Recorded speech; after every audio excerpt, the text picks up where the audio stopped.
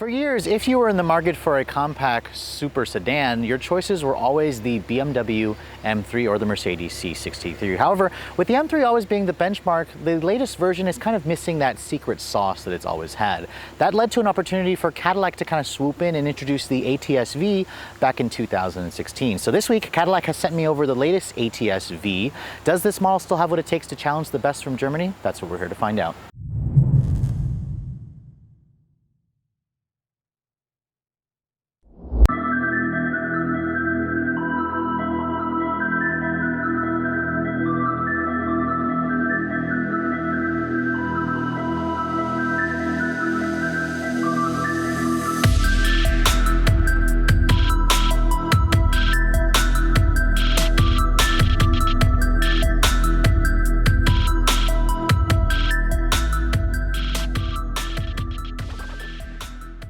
So as you guys know, the ATS has actually been on the market for a few years now. 2013 is when this car first came out, and Cadillac is actually getting ready to replace it. 2018 is the last model year of the sedan, so I figured I have the ATS-V sedan. Let's kind of go over it and see if this model is still worth a look. Now the V, if you guys remember, this is Cadillac's top of the stack. This is their signature performance model, and it has its own unique front look to the front fascia. You have the corporate Cadillac grille with the mesh finish in the upper portion and the lower portion here. My tester has a carbon fiber package for $5,000. It gives you the carbon fiber front splitter, which also kind of lowers the front of the car. It actually looks good, although not in this platinum gray color. And my tester also has a luxury package that I would highly recommend. It gives you the LED signature running light here with a bi-xenon, although halogen turn signals, and no fog lights. Instead, you have a functional air outlet.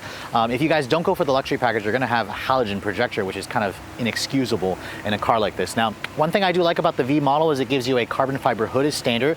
The exposed carbon fiber here for the vent is optional, part of that carbon fiber package. And overall, this car still looks pretty mean. It looks very aggressive, very American, slightly blingy. So if you guys like something that shouts a little bit more, it doesn't look so German, this is the one you're gonna want. Now, all the V models will come standard with these 18-inch wheels. These are kind of the standard silver finish wheels. You can also go for like a polish that makes it even more blingy.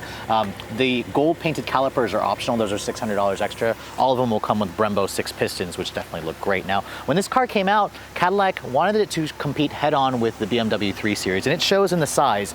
At 109-inch long wheelbase and 184 inches overall length, it basically plays right in the middle where all of its competitors are. It's the same length as a BMW 3 Series. So Cadillac definitely got the size and they got the proportions right. I think it looks really good as a sedan. You can also get it as a coupe. Now at the back you can see you can also distinguish it as a V model.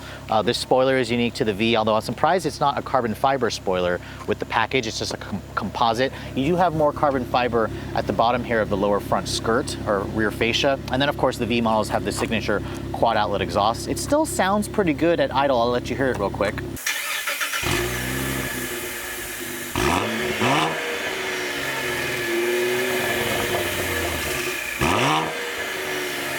Of course, it doesn't have the kind of exotic noise that you get from some of the European competitors, but it has its own unique sound to it. There's also a V badge at the back here. You have full LED taillights, which is a Cadillac signature thing that kind of mimics what you get on the front. And then the trunk capacity of the ATS is definitely smaller than its competition. There's no power opening trunk or whatnot, but you're looking at around 10.5 cubic feet of space, which is about 2 cubic feet smaller than what you get in the BMW. The seats, luckily, they still hold down 60/40. They give you a little trunk pass-through. And then there's no spare tire. Instead, Cadillac just gives you a fix-a-flat kit with an air compressor. So looking at the interior of the ATS, the first thing I want to talk about first is the key fob. You guys have seen this key fob before. I've shown you on other Cadillac products. It does come with remote start because I have the automatic. So if you want to activate the remote start, just push the lock button, push and hold this little button here. And then the vehicle starts right up for you. If you want to shut the engine off like everything else, just touch the button here again and hold it until the vehicle shuts off for you. Now, the ATS-V does come with the company's smart key access system with push button start. So there's a button here on the outside of the door handle. Just push that button here, it locks it. And then to unlock it, there's no sensor on the back. Just touch the button again, and that unlocks the door for you. Now, the interior of this particular one is basically just the standard black interior. I do have the optional $2,300 Recaro seats, which do hold you in place nicely. They're also comfortable. I took this car, I drove it down from New York City down to DC for about 4.5 hours, and I found them to be pretty comfortable, supportive. They're 16-way adjustable with so many ways you can adjust the bolsters. You can also adjust these to squeeze you, for those to squeeze you or to let you go. So it's really nice. The interior, the rest of the interior, definitely, I don't think particularly has aged well. It's kind of just the corporate GM parts bin. Of course, this is part of the cut and sewn interior. You do get authentic carbon fiber trim with the V model. Now, stepping inside, you definitely have to kind of move your way around the seat so the bolster doesn't kind of hit you right on the bottom. But when you step in, it definitely feels lower than a standard ATS, which is the way it's supposed to be. And then when you shut the door here, it sounds okay. It sounds decently solid, but you can see here, this particular one having the newest version of the Cadillac QE user experience. You have a 5.7-inch LCD screen over there. Now, to start the vehicle up, like everything else, put your foot on the brake, push this button here, which I don't really like the way it looks, to start the engine up. And you can see my tester also has a head-up display, which is nice. The gauges do a nice sweep, but I don't particularly like the way the gauges look. I think it's a combination of the font, the orientation of the gauges. It just looks like it reminds me a lot like a Chevy product. Cadillac has like a full LCD screen on the CTS-V, which is not available on the ATS-V. The engine itself sounds decent at startup. You have to kind of switch over the drive modes. In tour mode, it's kind of in its most quiet setting. I really am disappointed by the low 3500 Redline that you get on this particular one when you're kind of in park to try to rev the engine up. I think the manual actually gave you a slightly higher Redline, but let's talk a little bit about the interior here, because this interior I thought was pretty high quality back then.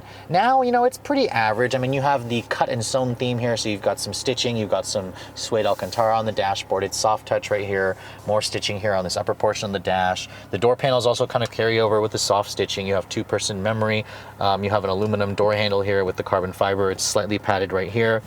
This is actually goes all the way through, so you can't technically put your phone there. The switches, it's one-touch automatic for all four. The switches themselves just feel a little bit on the cheaper side. Actually, the rear windows are not express down, just express, or not express up, they're just express down. The mirrors, they don't power fold, and then of course there's like something here like the switchgear for the windows. This feels a little bit cheap. And you know, I want to say I'm nitpicking, but it just doesn't feel very high quality or expensive. Down here you have another good storage area here. It's hard touch plastic over there. The steering wheel, it's pretty much similar to what you get on the regular V. You do have these really nice magnesium paddle shifters with the automatic. You have a slightly thicker rim, but I would prefer it to be a flat bottom. I think Cadillac still offers the suede Alcantara, which I prefer actually the leather. The steering wheel itself is power tilt telescoping, which is nice. It has really good adjustability for the range. The center stack here, I just don't think it's aged very well, although I will say Cadillac has updated this with the newest version of their Q interface that I showed you in the CT6 or the CTS-V Sport. You do have Apple CarPlay and Android Auto is included, which is standard. You have a new updated map display, which also works very well. The touch response has just been greatly improved from 2.5 years ago when I tried that 2016 and a half. The screen itself I just think looks kind of small. You have all this shiny piano black plastic that shows fingerprints and dirt annoyingly, so you're kind of always having to clean this up, which is annoying. You still have this little pop-up area right here which has a wireless charging port where you can kind of hide stuff as well. It's a little finicky. Again, this shows all the fingerprints because this is a touch sensitive area here. You also have your volume control right here, which I think is annoying. I prefer a knob. You only have heated seats. Cadillac does not offer cooled seats on the ATS, unfortunately, which is a little bit annoying, but there is slightly small storage area right here with a 12 volt and then very limited storage right here. You just have your cup holders here. This controls your drive mode selector. I kind of just wish Cadillac would get rid of this non-functioning button here and just give us one button where it shows the modes or whatnot. You don't need to have two separate buttons that let you cycle between your 4 different drive modes and whatnot. When you put the vehicle into reverse, you do have a backup camera, and it has parking sensors, front and rear. You have trajectory. It's a very grainy looking backup quality image, so again, it's a little bit behind the times. It's a little bit dated. Above you here, just a standard rear view mirror. Cadillac doesn't offer their rear view camera mirror. And then this controls, of course, the 8-speed automatic. You have a manual mode over there. It's very traditional shifter. Your electronic parking brake is down over here, buried. And then over here, it's slightly padded. It gives you a small amount of storage here. It's lined with felt, which is nice. My tester is missing the sunroof, which would really brighten up this cabin. The seats themselves, they look pretty nice. You actually have little cutouts here where you could put, a 5-point harness if you guys plan to take this thing racing. And then the glove compartment, it's a little bit on the small side, but you do have, extra storage up here. It's damped, it's lined with felt. I think this interior for the ATS is definitely the most sore point of this car. It's not bad, but when you start comparing the price and the competition it competes with, like the Mercedes' cabin or even the BMW's cabin, or the Audi's cabin, this interior definitely feels very old and very lackluster. So being a compact sports sedan, the back seat is definitely not super friendly for tall passengers. And you know what? Most of the cars in this segment really aren't. But getting back here, this is kind of where I had the seat to drive, and they're kind of matched up with the passenger side here. The space is definitely tight. Cadillac says it has like 33.5 inches of legroom. This is definitely smaller than the Genesis G70 that I just sat in, which is technically the same size. The Audi A4 probably offers you more space along with the Mercedes, but I guess if you're in a pinch, this is not too bad. When you get back here, you can see there's an armrest that folds down that gives you cup holders, a little bit more storage. Cadillac throws in rear seat vents. You have a traditional power outlet here and then a 12-volt right there, but no USB ports, no heated rear seats. The materials, though, they're pretty much the same as the front. You have the same stitching, the real carbon fiber, but some of the switchgear in here feels a little bit cheap. And then, of course, the actual seat back here with the Recaros, does take up a little bit more space, but at least Cadillac still throws in 2 map pockets for storage. So like a lot of its competition, Cadillac offers the ATS in several different engine configurations. However, if you're an enthusiast, this is the one you want. This is the company's 3.6 liter corporate twin turbo V6. This is the same motor that we've seen in the ATS-V Sport.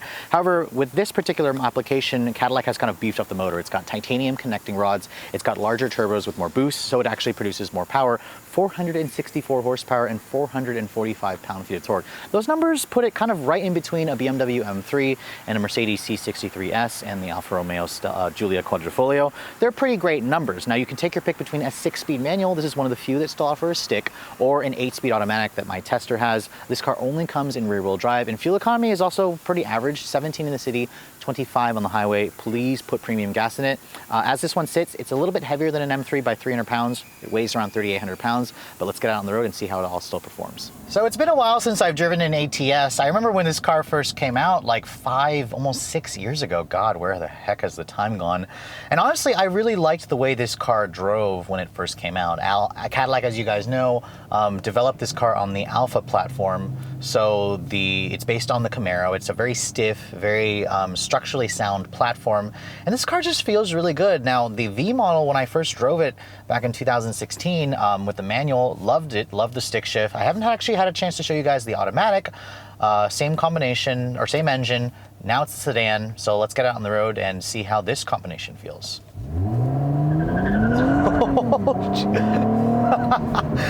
Okay, so remember, this is a rear-wheel drive car with almost 500 horsepower, and it does occasionally have trouble putting the power down. Not as evil as like the ATS-V with its 640 horsepower, but it does get a little jiggly, but I definitely want to try another acceleration run in this car.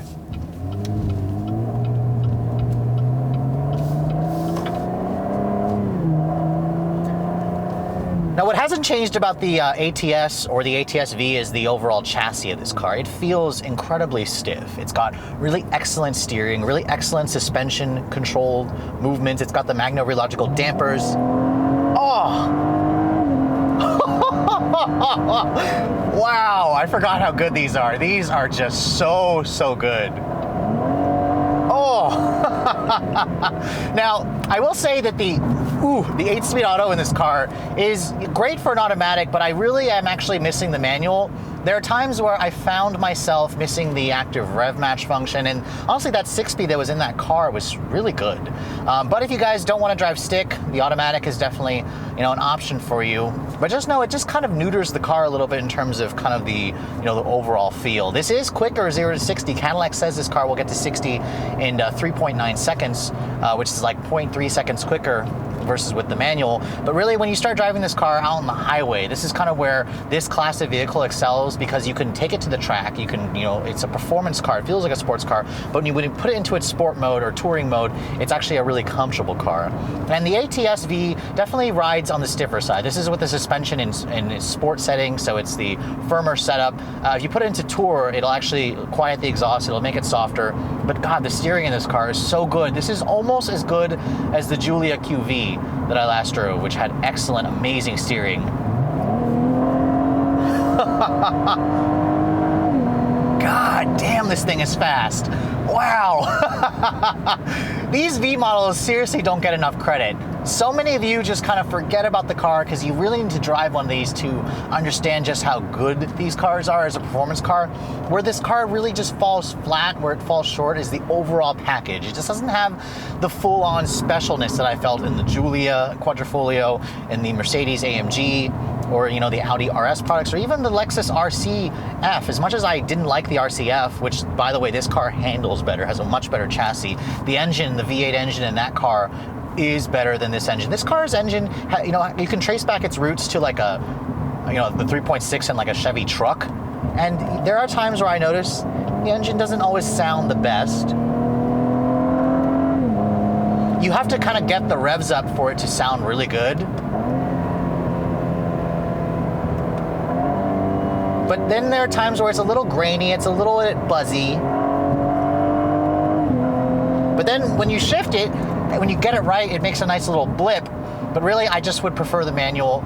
There are times where I remember when this car first came out, people were pissed that GM didn't put the small block 6.2 liter V8 in this car.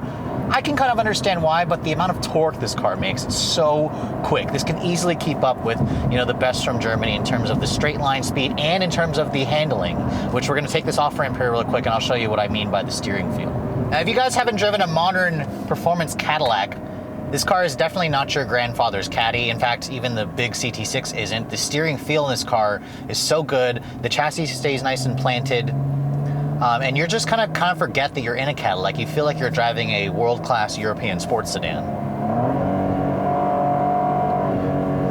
But here, going around this corner here, wow. These tires just have so much grip. These are Michelin Pilot Super Sports. And it's just so neutral, so stable feeling. You wouldn't expect that in this car. Truly, I'm impressed. Very much impressed with the handling of this car.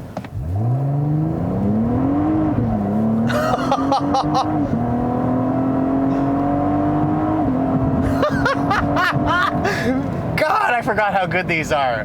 The back end likes to step out a little bit, but it's so planted, it's so controlled. It kind of just squiggles around and then you're just kind of giggling and laughing. But if you keep your foot into it, it kind of will stabilize itself, and it's just such a joy.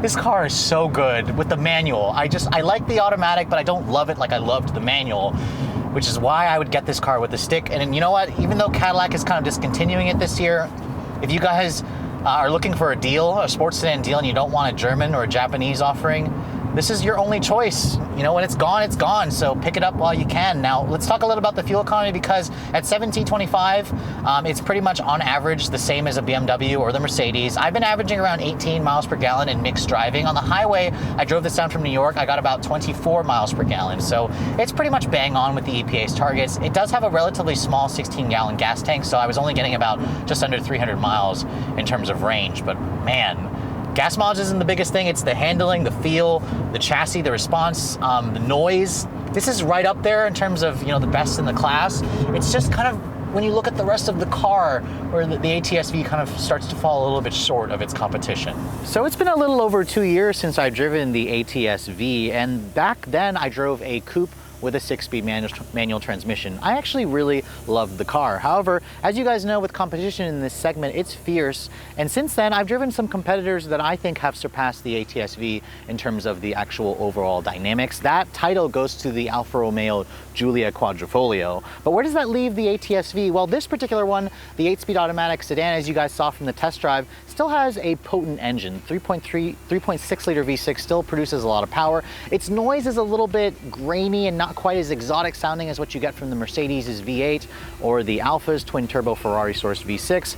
The chassis is still lovely though, still great steering, still really stiff, but the overall car to me just hasn't aged very well. From the interior that's a little bit plasticky to the ride quality gets a little bit firm. It's just kind of an unrefined car. However, if you can kind of get past all of that and pick this model with the 6-speed manual, I think it's definitely something that enthusiasts may want to choose, especially with Cadillac kind of discontinuing it for the 2018 model year. With all that being said, what's it going to cost to put one of these in your driveway if you guys want one? Well, the beauty about the ATS-V is it's a little bit cheaper than its competition. This car starts at $61,500. That's about $5,000 cheaper than a BMW M3 and about $10,000 cheaper than that Alfa Romeo or the Mercedes C63 AMG S. This particular one has basically almost all the options you can get on it. it. The $5,000 carbon fiber package, the $2,000 automatic, the safety and security package that gives you like the blind spot monitoring, the automatic braking. Really, it's just missing a sunroof for $1,000. All in, this one's around $79,300, which I know is a lot of money. However, because Cadillac is discontinuing this, I've been seeing a crap ton of discounts on this car, or you can also pick one up in the used car market. So my recommendation, if you guys want a super sedan that's not German with a stick shift, this is probably the one you want to pick up before Cadillac discontinues it for the 2018 model year. But I hope you guys have enjoyed my full overview on this 2018 Cadillac ATS-V sedan. If you're also looking to see the latest cars I'm testing, make sure you follow me on Instagram at redline_reviews, like us on Facebook, and as always guys, please keep subscribing to the Redline Reviews YouTube channel for all the latest reviews. Thank you so much for watching. I'll catch you all in the next video.